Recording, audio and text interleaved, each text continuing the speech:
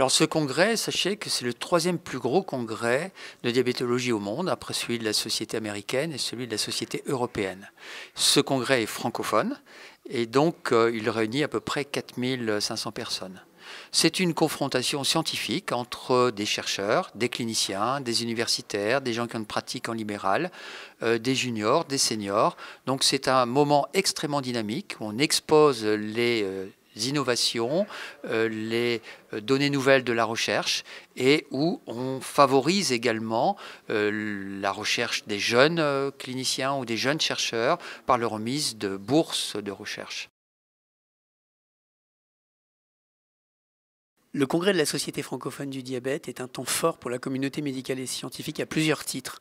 D'abord, concernant les innovations thérapeutiques, les chercheurs viennent à ce congrès pour partager leurs découvertes scientifiques, les uns avec les autres.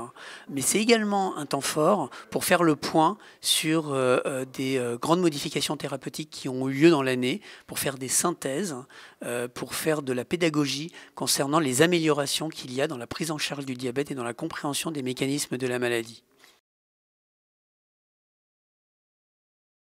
La recherche en France et l'activité clinique sont très dynamiques et ce rayonnement, il doit être partagé sur l'ensemble de la francophonie.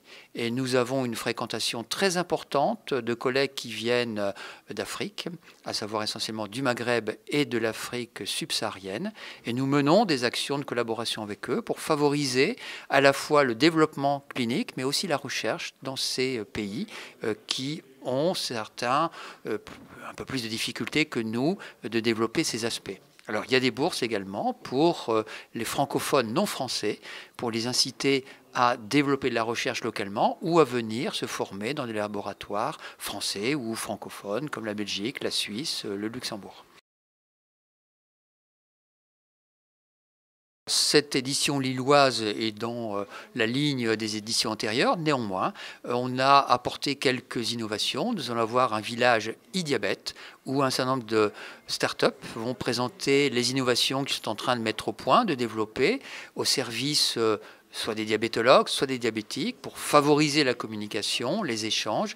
Et c'est véritablement très innovant. Nous avons l'intention de développer au fil des années ce village e-diabète. Nous aurons aussi un symposium d'échanges intergénérationnels entre les juniors, à savoir les jeunes spécialistes en cours de formation, et les seniors, sous 3 thèmes importants que sont la recherche, les urgences dans notre spécialité et l'enseignement par simulation. Tout ça pour inciter les plus jeunes à entrer dans cette dynamique, à avoir l'envie d'aller vers des aspects de recherche fondamentaux ou cliniques.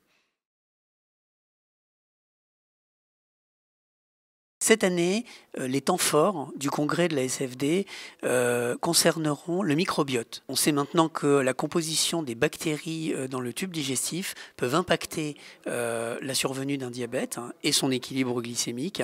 Eh bien, il y a eu de nouvelles découvertes faites cette année, notamment par des acteurs du monde de la Société francophone du diabète et en particulier en Belgique.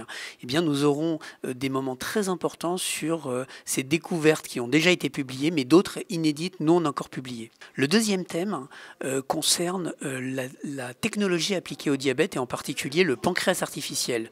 Il y a différents groupes dans le monde qui travaillent sur ce sujet, mais en particulier un groupe français qui va nous faire partager leurs résultats tout à fait intéressants sur cette modalité thérapeutique qui pourrait aboutir à une forme de guérison du diabète de type 1.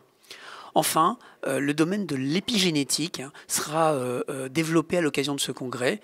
Donc il s'agit des modifications de l'expression des gènes qui peuvent par exemple survenir lors d'une exposition particulière au cours de la vie fœtale et donc entraîner la survenue ultérieure d'un diabète de type 2.